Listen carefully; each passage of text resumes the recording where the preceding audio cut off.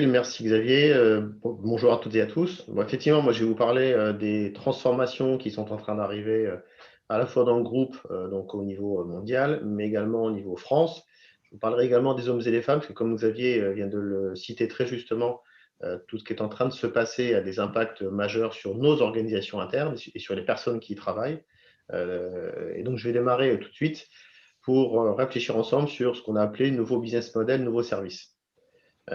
Aujourd'hui, on peut dire que la majorité des constructeurs automobiles ont présenté une stratégie qui vise à ne plus vendre de voitures, mais des services de mobilité. Je crois que tout le monde est clair là-dessus. Mais dans le même temps, l'industrie automobile s'est fabriquée en très grande série. On parle tous de millions de véhicules par an, avec un niveau de qualité qui est quand même très élevé. Aujourd'hui, tout le monde fabrique des véhicules de très bonne facture, mais également en fait parfaitement stable. En gros, il faut savoir fabriquer le même niveau de qualité du 1er janvier au 31 décembre. Et ça, c'est beaucoup plus complexe. On l'a vu que les débuts de Tesla, qui étaient quand même très compliqués, puisqu'il a fallu que Tesla aussi apprenne ce que c'est qu'une industrie lourde. Mais dans le même temps, on peut dire que notre connexion à un écosystème global reste encore limitée. Alors quand je dis nous, c'est nous, constructeurs automobiles. Mais ça bouge. En effet, ne plus vendre de voitures, mais des services de mobilité signifie d'abord de les imaginer, il faut les anticiper, et donc il faut prendre des risques financiers qui sont quand même assez conséquents. Alors ces services sont déjà identifiés en grande partie et sont intégrés à nos stratégies court et moyen terme. Alors je peux en citer certains. D'abord, il y a des services autour de la voiture qui proposent par exemple des mises à jour techniques la nuit. Donc ça, c'est quand même très, très nouveau. C'est ce qu'on a l'habitude de voir avec les smartphones. Maintenant, ça commence à arriver sur les voitures électriques les plus modernes. On a ce qu'on appelle des functions on demand, donc c'est des fonctions à la demande, par lesquelles le client pourra activer des fonctionnalités quand il en a le besoin. Par exemple, un crochet d'attelage ou un GPS, c'est-à-dire que ces équipements seraient dans la voiture, mais ils ne seraient pas actifs. Et donc, le client pourrait, à l'occasion d'un voyage ou pour les vacances, les désactiver.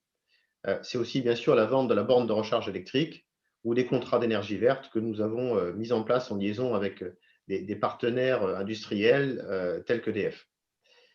On a aussi des services autour des besoins du client qui ont démarré, alors avec un petit peu de tâtonnement, mais ça démarre. Par exemple, le car sharing, on a lancé un service qui s'appelle WeShare en Allemagne, à Berlin, ou à Prague et maintenant à Hambourg. Et puis ce qui est très nouveau, mais qui est très intéressant, c'est la fabrication de robots de recharge qui sont en test en Allemagne. Donc c'est des grosses boîtes qui sont entièrement autonomes et qui, par exemple, dans des parkings, là où c'est interdit de mettre des bornes de recharge, peuvent descendre pour aller recharger des véhicules électriques. Donc ça, c'est très prometteur, je trouve, aussi pour des grands événements comme un grand concert de rock, par exemple, où on pourrait ainsi, pendant le concert, distiller de la recharge. Et puis, il y a de la recherche sur les robots taxis. Alors, je pense que vous avez entendu parler, j'en ai parlé d'ailleurs lors de ma dernière intervention. C'est des petits hélicoptères ou des très gros drones qui, à terme, pourraient emporter des personnes, comme un taxi le fait. Je dirais qu'inventer ou transcrire dans nos actions de nouveaux services est déjà quand même complexe, mais ça devient très compliqué quand il faut faire cohabiter des business models anciens et nouveaux, et ça va durer encore sur longue période. Et bien sûr, il y a le Covid. Si on prend notre cas, donc le cas du groupe Volkswagen, dans l'espace de 4 ans, nous sommes lancés dans de nouveaux schémas, parfois hors du groupe en créant de petites entreprises avec un fonctionnement beaucoup plus agile, comme le font les startups. Je parlais de WeShare il y a quelques secondes pour le car sharing, mais on a aussi une filiale qui s'appelle Eli pour l'écosystème électrique et aussi le Digital Lab de Munich. Ça ne paraît pas très important pour vous, mais pour nous qui sommes un groupe d'ingénieurs historiques, c'est déjà une révolution. Ça veut dire qu'on a accepté des structures hors du groupe qui sont rattachées directement au plus haut niveau de l'entreprise, voire même parfois au PDG de l'entreprise monde, avec des business models qui sont très compliqués dans un premier temps. Mais ça, c'était prévu. Ce qui n'était pas prévu, c'était les impacts du Covid. Mais ça, on en souffre tous. Vous avez également l'introduction du digital auprès de nos clients qui est source de nouveaux services. Aujourd'hui, on peut presque tout faire sur Internet. Configurer une voiture, c'est-à-dire régler sa définition, son moteur, sa couleur, ses équipements, demander un financement, une estimation de reprise du véhicule d'occasion, mais aussi commander sa borne et son installation à domicile, et demain peut-être sa solution de stockage d'énergie. Donc vous voyez qu'on va quand même déjà très très loin, et ceci a profondément modifié nos investissements publicitaires, puisque le digital représente entre 30 et 50% de notre plan marketing. Pour une ordre d'idée, quand j'étais à la tête de la marque Seat il y a 4 ans maintenant, le digital c'était 10%. Donc, à l'espace de 4 ans, on est passé de 10 à 30 à 50%, c'est quand même énorme. Et ça va s'accélérer encore, bien sûr, puisque l'arrivée de la 4G et bientôt de la 5G et l'intelligence artificielle, qui n'attend bien sûr que la bonne bande passante pour mettre le turbo. Mais ça permettra deux éléments, à la fois dans nos usines pour raccourcir les délais de conception des véhicules par des tests plus poussés en 3 dimensions, mais aussi à nos clients pour des expériences immersives avec la réalité augmentée, par exemple pour prendre possession de sa voiture ou de sa borne de recharge plusieurs semaines avant la livraison du véhicule neuf et ainsi donc être parfaitement prêt lorsque le véhicule arrivera. Et puis enfin, pour finir ce digital, le prolongement des actions que nous faisons tous à la maison avec l'Internet des objets directement dans la voiture, ou par exemple, si vous commencez à faire quelque chose avec une borne interactive telle qu'Alexa, eh bien, ça sera transcrit automatiquement dans la voiture qui prendra le relais. Vous voyez que ça va quand même déjà très loin. Mais l'enjeu de tous les constructeurs automobiles, au-delà de la formidable poussée des voitures électriques, c'est le traitement des données. Et ça, on a déjà eu l'occasion de discuter avec Émile, c'est un des enjeux des années à venir. Nous devons, en tant que constructeurs automobiles, prendre la décision de tout faire tout seul ou de s'associer avec des startups, voire bien sûr les GAFA. Et donc de perdre sa souveraineté en tant qu'entreprise. Bien sûr, nous avons besoin de ces données en temps réel pour faire fonctionner nos véhicules, les améliorer, aider le client à en prendre le contrôle. Les énergéticiens ont besoin des données de recharge pour maîtriser le réseau et prévoir les infrastructures et les besoins de stockage. Et bien sûr, les GAFA qui veulent tout avoir. C'est pour ça que le groupe Volkswagen a embauché depuis maintenant 2 ans 4000 ingénieurs dans ces domaines très très pointus, créé une énorme division qui s'appelle la division digitale. Et dans le même temps, on renforce notre collaboration avec Microsoft sur la partie usine, donc la partie fabrication. Je pense donc que personne ne peut plus vivre seul, les constructeurs d'un côté, les énergéticiens de l'autre. Néanmoins, la naïveté n'existe pas dans le business. Il faut donc investir massivement, aller vite, prendre des risques et chercher un équilibre entre nous, les pure players. Donc ça, je dirais que c'est l'enjeu des nouveaux services. Quand on parle de nouvelles compétences et de nouveaux emplois, bien sûr, les nouveaux services signifient de développer de nouvelles compétences qui sont parfois très éloignées du cœur historique d'un constructeur automobile. Et donc, la question que nous nous posons, c'est est-ce qu'on doit acheter ces compétences? Est-ce qu'on doit les louer à des entreprises extérieures? Comment prendre des paris sur leur viabilité dans le futur proche? Mais aussi, que faire des dizaines de milliers d'emplois existants dans nos usines? Certains autour de véhicules thermiques sont déjà condamnés. Les ingénieurs, les techniciens qui travaillaient aujourd'hui sur les boîtes de vitesse, sur les moteurs thermiques, dans quelques années n'auront plus de travail puisque nous avons annoncé qu'à partir de 2030, plus aucune nouvelle plateforme thermique ne sera lancée. Ça veut dire que nous sommes déjà en train de développer et de prévoir les dernières plateformes thermiques qui vont être lancées. Donc je peux vous dire que ça crée quand même un petit peu de questionnement dans notre échelle hiérarchique et bien sûr au niveau des ouvriers, des techniciens. On a commencé à prévoir ces changements d'orientation, mais la question c'est est-ce que chacun sera adaptable? Et je voudrais juste, sans aucune critique, mais qu'on fasse un petit exercice de rappel. Je pense qu'on se souvient tous du drame de France Télécom. Ils ont voulu passer à marche forcée d'une entreprise technique avec des usagers du téléphone à une entreprise commerciale avec des clients. Ils n'ont pas vraiment réussi à éviter le drame social et ça, bien sûr, ça nous fait réfléchir. Alors maintenant, je voulais parler un petit peu des collaborateurs avec lesquels nous, on travaille en France, puisque c'est là où moi j'ai des exemples très précis. Donc moi, comme vous le savez, je travaille sur des projets stratégiques qui tournent autour de 3 axes. Une transformation réglementaire, par exemple le réglementation sur le traitement des données personnelles, donc le RGPD, des transformations qui sont liées à notre organisation, à notre business, avec des nouveaux modèles de commercialisation, et aussi des transformations stratégiques, comme la création de notre écosystème électrique. Donc, c'est donc ce dont on parle aujourd'hui. Donc, moi, je dois travailler en transversal et faire appel à un nombre de collaborateurs au sein de Volkswagen Group en France.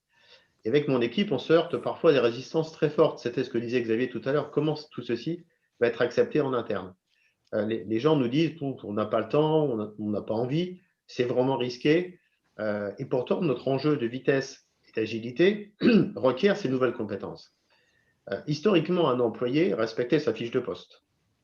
Seuls ceux qui désiraient gravir les échelons acceptaient de pousser un peu les murs de sa définition de fonction afin de traiter des sujets additionnels ou nouveaux. Bien sûr, ça représentait déjà une notion de risque, mais en général, ça payait, même si certains collègues voyaient ça plutôt d'un mauvais œil. Or, en fait, aujourd'hui, c'est l'opposé qui est en train de se répandre. il y a tellement de nouveaux projets que chacun doit trouver son agilité, je dirais à titre individuel, pour répondre à ces enjeux. Agilité dans le temps, c'est comment j'arrive à insérer dans ma journée de travail la réponse à ces nouveaux projets, à ces nouvelles questions, dans son management. Et quand on a un management intermédiaire, c'est des choses qu'on a du mal parfois à gérer. Et puis surtout, une agilité intellectuelle. Certains sujets, en effet, sont tellement disruptifs qu'ils mettent vraiment mal à l'aise les personnes en place parce qu'ils ont un peu de mal à les appréhender. Ils ont du mal à voir comment ils vont s'intercaler avec les sujets qu'ils traitent au quotidien. Et puis même, parfois, certains se disent, mais ce nouveau sujet, ce nouveau projet va faire que mon métier de demain sera profondément transformé. Donc, ça pose quand même beaucoup de questions. Et quand on parle du groupe, donc le groupe mondial, on a été pendant très longtemps organisé autour du noyau dur que représentent nos usines. Et on voit déjà des modifications importantes. Hier, on avait des ingénieurs indiens, par exemple, qui venaient travailler avec beaucoup de fierté en Allemagne ou en France.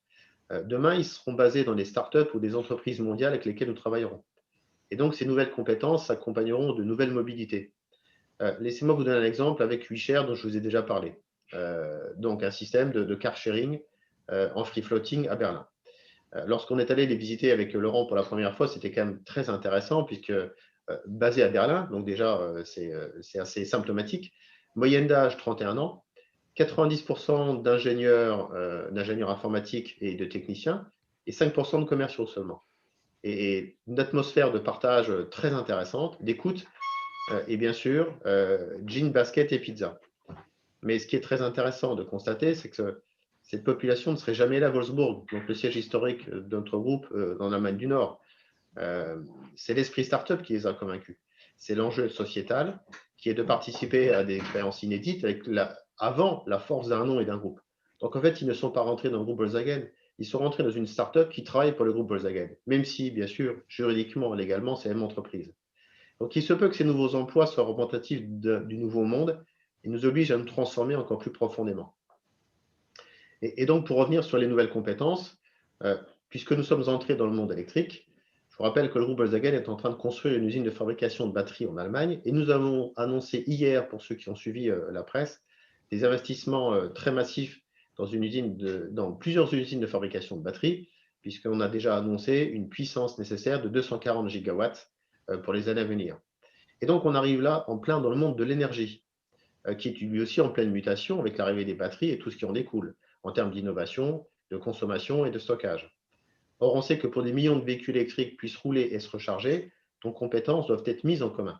Sinon, ça sera encore l'histoire de la poule et de l'œuf. Nous avons besoin de bornes, EDF a besoin que le réseau tienne, et donc EDF veut développer le véhicule to grid ou le véhicule to home. Nous, en tant que constructeurs, avons besoin de sécuriser nos batteries et nos données. Alors, nous ne recrutons pas encore d'énergéticiens chez nous, mais déjà des anciens de chez Tesla ou des services de mobilité.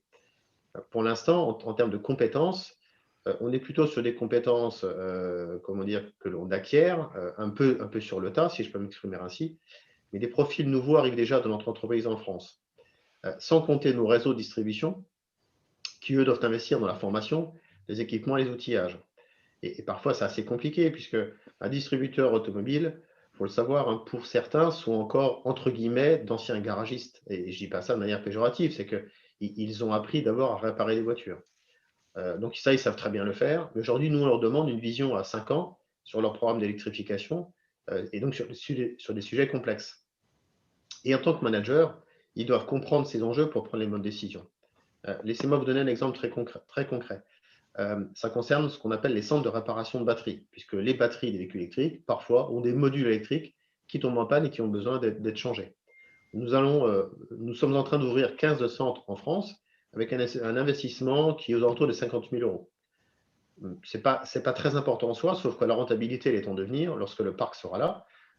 Mais dans le même temps, la formation de ces techniciens est très exigeante et seuls ces techniciens sont habilités à travailler sur une batterie haute tension parce que clairement, il y a danger de mort. C'est-à-dire qu'on ne peut pas, n'importe qui ne peut pas ouvrir une batterie d'un véhicule électrique sans avoir déconnecté la batterie. Donc, c'est assez complexe comme procédure. Sinon, c'est très dangereux.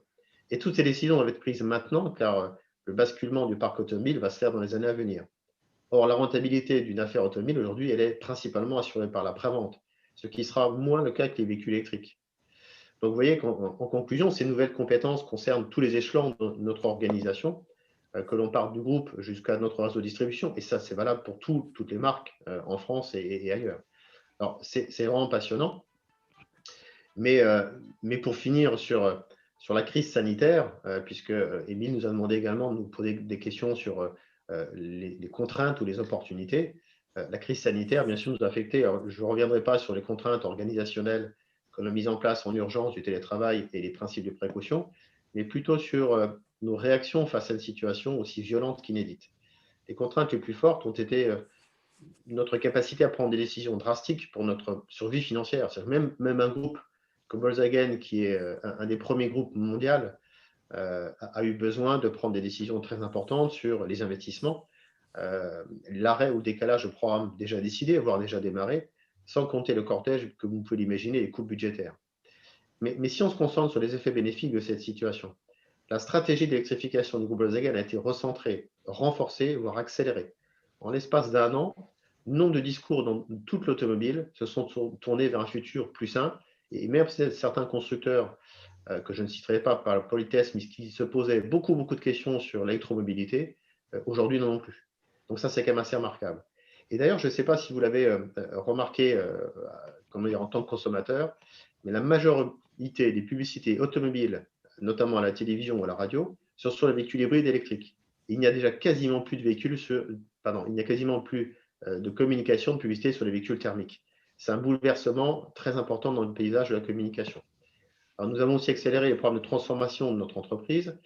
Par exemple, on a repensé totalement notre organisation de terrain, donc nos collaborateurs qui visitent nos concessions, pour qu'il y ait beaucoup moins de déplacements, donc des économies de CO2. Et enfin, notre vision unique du fabricant taylorien de voitures a fait place à des initiatives d'ordre humanitaire. Notre marque SEAT a fabriqué des respirateurs qu'elle a donnés aux hôpitaux.